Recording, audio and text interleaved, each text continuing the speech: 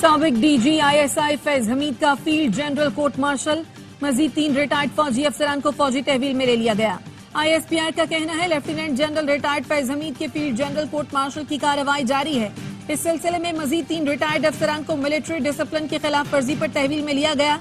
इन retired अफसरान और उनके साथियों के खिलाफ भी तफ्तीश जारी है, जो सियासी मफादात के लिए मिली भगत करके अदम इस्तेहकाम को हवा दे रहे हैं।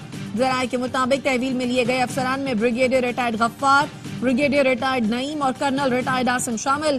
तीनों अफराद सियासी जमात और फैज हमीद के दरमियान राब्ते का काम करते थे। तीनों फैज हमीद के खास और मंजूर नजर अफसरान थे।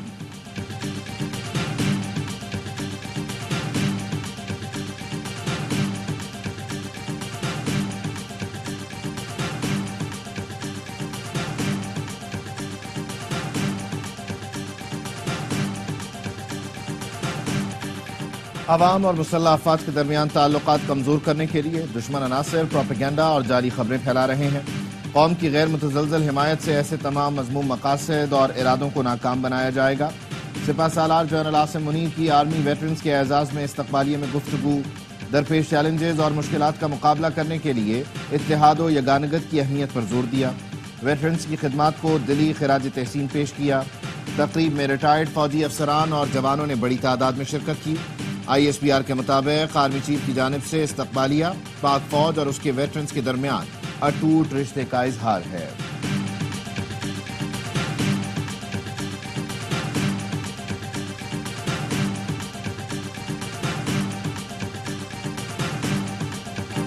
अडयाला जेल के साबिक डिप्टी सुपरिंटेंडेंट मोहम्मद अकरम का जेल नेटवर्क पकड़ा गया। अडयाला जेल के असिस्टेंट नाजिम और साबिक डिप्टी सुपरिंटेंडेंट जफर से तफ्तीश जारी।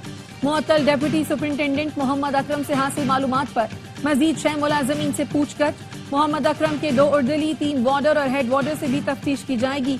जराये के मुताबिक 3 यूरोपीय ममालिक के नंबर्स पर बनाए गए व्हाट्सएप के लिए इस्तेमाल होने वाले मोबाइल फोन के शवाहिद भी मिल गए।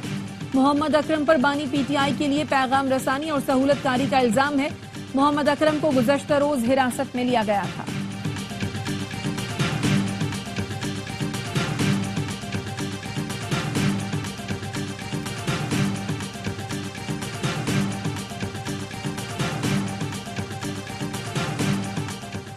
फैज हमीद से मेरा कोई ताल्लुक नहीं, ये फौज का इंटरनल मामला है। बानी PTI की अडयाला जेल में सहाफियों से गुफ्तगू, कहा फौज अगर एहतसाब करना चाहती है तो जरूर करे।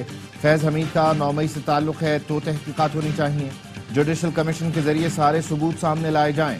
अपने दौरे हुकूमत में फैज हमीद को बतौर DG ISI नहीं हटाना चाहता था। उस वक्त अफगानिस्तान का मसला चल रहा था। उन्हें ओहदे से हटाने पर मेरी कमर बाजवा से तलखी हुई थी।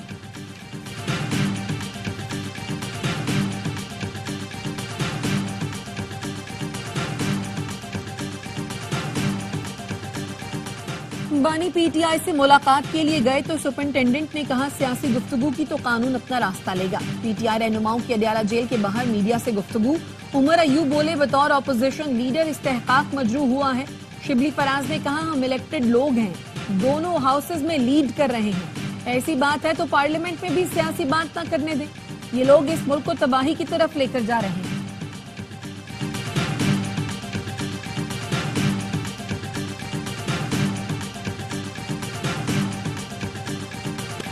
कमर जावेद बाजवा ने खुद कहा था मैं एक्सटेंशन नहीं ले रहा, मेरे हैं उनका भी हक है। स्पीकर पंजाब असेंबली मलिक मोहम्मद अहमद खान कहते हैं ख्वाजा साहब जिस वक्त की बात कर रहे हैं उस वक्त फैज हमीद DG ISI थे और कोर कमांडर की तैनाती का मामला चल रहा था। हसास मामलात पर सियासत से गुरेज किया जाए। ख्वाजा आसिफ का कहना है मलिक मोहम्मद अहमद खान मेरे भाई और बेटे की तरह हैं, उनसे मशवरा करके जवाब दूंगा। मैं कोई नया तनाजा खड़ा नहीं करना चाहता।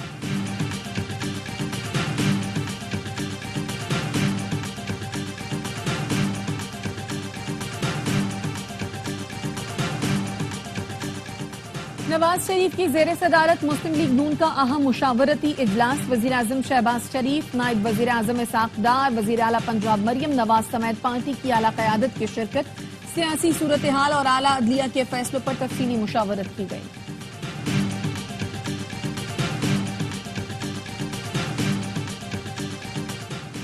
प्लानिंग और हाउसिंग का वजारत दाखिला से क्या ताल्लुक? क्यों ना वजारत दाखिला को नोटिस करें, सारा गंद ही खत्म हो जाए। पार्लियामेंट में ऐसे मौजूआत पर बहस क्यों नहीं होती? अगर ऐसा है तो पार्लियामेंट को बंद कर दें। चीफ जस्टिस काजी फाइज ईसा के रिमार्क्स। अटॉर्नी जनरल से पूछा, वाइल्ड लाइफ बोर्ड को वजारत दाखिला के मातहत क्यों किया गया? कोई ताकतवर आया होगा और कहा होगा CDA को मेरी वजारत दाखिला के मातहत कर दें। वजीर आजम पार्लियामेंट में खड़े होकर बात तो कर सकते हैं। क्या वजारत दाखिला वजीर आजम ऑफिस से भी ज्यादा ताकतवर है? चेयरमैन CDA ने कहा, पुलिस और इंतजामिया भी वजारत दाखिला के मातहत है। चीफ जस्टिस बोले, क्या आपकी तबीयत ठीक है? आप इतने अहल नहीं कि अपने फैसलों पर अमल दरामद करा सकें? दुनिया में कहीं ऐसा नहीं हो रहा जैसा पाकिस्तान में हो रहा है।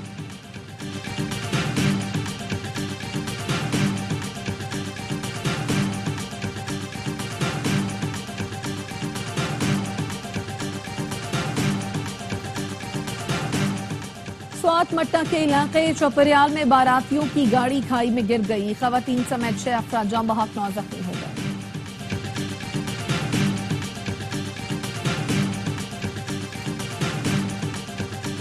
गवर्नर सिंध और ओलंपियन अरशद नदीम की मज़ार कायद पर हाजिरी। इससे पहले कामरान टिसोरी ने अरशद नदीम को गवर्नर हाउस की सैर कराई।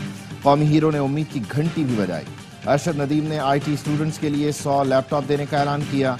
वजीर आला सिंध मुराद अली शाह की भी अरशद नदीम से मुलाकात। 5 करोड़ रुपए का चेक इनाम में दिया।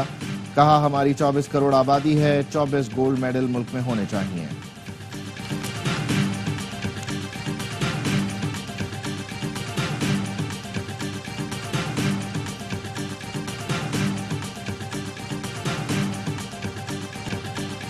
और भारत के यौम आज़ादी पर दुनिया भर में कश्मीरी यौम स्याह मना रहे हैं। इस्लामाबाद में कुल जमाती हुर्रियत कॉन्फ्रेंस का एहतजाज। मीरपुर, आजाद कश्मीर, रावलाकोट समेत दीगर शहरों में मुजाहरे। शुरका का कहना था, कश्मीरी अक़वाम मुत्तहिदा की करारदादों के मुताबिक मसले का हल चाहते हैं। सऊदी वली-ए-अहद और वज़ीर आज़म मोहम्मद बिन सलमान ने अपने कत्ल का खदशा जाहिर कर दिया। पॉलिटिको मैगजीन के मुताबिक मोहम्मद बिन सलमान ने अमरीकी अरकान कांग्रेस से कहा, उन्होंने सऊदी इसराइल ताल्लुकात की बहाली और अमरीका के साथ ताउन की खातिर अपनी जान खतरे में डाल रखी है। इसराइल के साथ किसी अमकानी माहले में फलस्तीनी रियासत तक पहुंचने का हकीकी रास्ता भी शामिल है।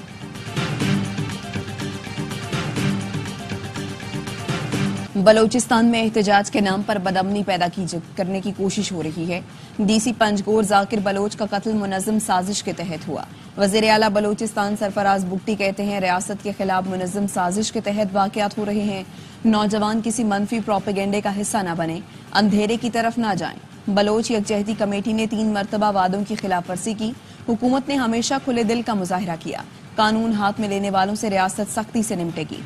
मुल्क और बलोच दुश्मनों से मुकाबला जारी रहेगा।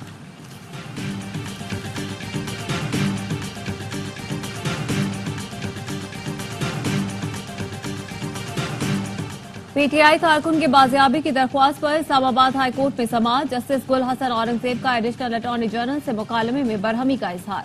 कहा, गिरफ्तारी डाल दें, हमें कुछ नहीं कहेंगे, लेकिन मुल्क इस तरह न चलाएं। वजारत दिफा, दाखिला और स्टेट सब इससे खुश है। समझ नहीं आ रही ये हासिल क्या करना चाहते हैं। क्या आप चाहते हैं मैं खिदमतगुजार जज बन जाऊं? दुनिया देख रही है हमारी अदालतें ऐसे केसेस में क्या कर रही है, या फिर कहीं आए सरमायाकारी करें। लोग मिसिंग भी होंगे, अदालतें भी कुछ नहीं कर सकेंगी। विफाक का मतलब वजीर आजम और विफाकी काबीना है। जिम्मेदारी आखिरकार एग्जीक्यूटिव पर है। इस्लामाबाद हाई कोर्ट ने असर मशवानी के भाइयों को मंगल तक बाजियाब कराकर पेश करने की मोहलत दे दी। जस्टिस गुल हसन औरंगजेब ने तंबीह की कि मंगल तक ये मुकदमात खत्म न हुए तो फिर मुझसे गिला नहीं करना। जिम्मेदारी सेक्रेटरी दाखिला और सेक्रेटरी दिफा पर आती है। अटॉर्नी जनरल को कहें इस बार अपने वीकेंड की कुर्बानी दें, मैं तफसीली ऑर्डर जारी करूंगा। एडिशनल अटॉर्नी जनरल से मुकालमे में कहा, इसे अना का मामला न बनाएं। पुलिस जब पता लगाना चाहे तो पता लगा लेती है, बंदा किसके पास है। मजीद समाअत 20 अगस्त तक मुलतवी।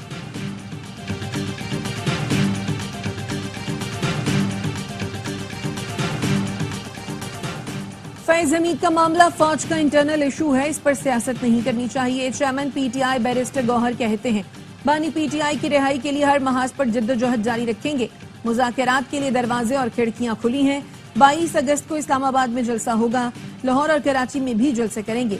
अली मोहम्मद खान का कहना है, मुलाकात की बातें दुरुस्त हैं तो ख्वाजा आसिफ बताएं वो किस हैसियत में मिल रहे थे। आज जो मुल्क की हालत है हम सब उसके जिम्मेदार हैं। इंटरनेट बंद करने से मुल्क ठीक नहीं होगा।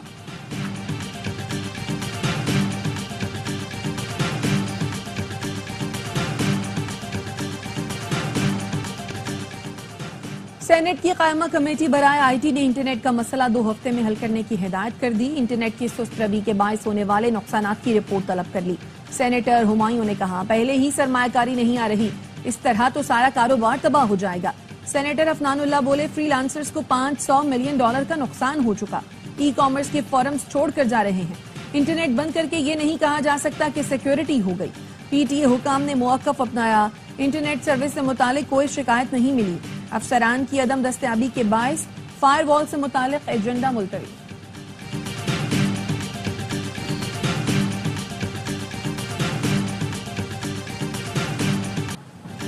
कराची में बादलों के डेरे, सुबह सवेरे हल्की बारिश। महकमा मौसमियात के मुताबिक कल से मानसून का एक और स्पेल सिंध में दाखिल होगा।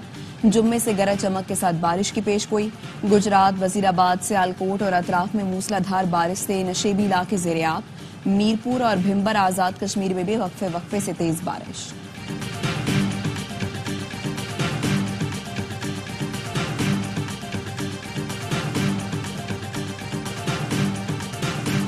बिजली के महंगे बिल सबसे बड़ी अजियत। पाकिस्तान में बिजली के बिल घरों में किराए से बढ़ गए। ब्लूमबर्ग ने रिपोर्ट जारी कर दी, बताया कि आवाम किराए से ज्यादा रकम बिजली के बिलों पर खर्च कर रहे हैं। पाकिस्तान में बिजली जुलाई में 18% महंगी हुई। हुकूमत ने IMF प्रोग्राम के लिए बिजली मजीद महंगी की। पाकिस्तान IMF से $7 अरब का कर्ज प्रोग्राम लेना चाहता है। पाकिस्तान में 3 साल के दौरान बिजली 1.5 गुना महंगी कर दी गई। बिजली महंगी होने की वजह से शमसी तवानाई में इजाफा हो रहा है। पाकिस्तान में महंगाई भी एशियाई मुल्कों में सबसे ज्यादा है। महंगाई बढ़ने की शरह 12% है।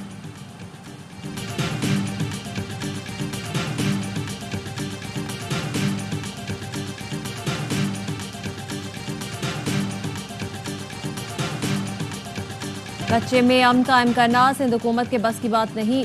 नॉर्दर्न सिंध में डाकू राज है, अवाम सुकून से घूम नहीं सकते। पीपल्स पार्टी के रुकने कौमी असम्बली मखदूम जमीलुज़्ज़मान कहते हैं, सिंध से हिंदू हिजरत कर रहे हैं, माल बेचकर मुल्क छोड़ रहे हैं। अक़लियतों को तहफ़्फ़ुज़ देना जिनका फ़र्ज़ है वो कराची में सोए हुए हैं। फौज से अपील करता हूँ, सिंध में डाकुओं के खिलाफ ऑपरेशन करें।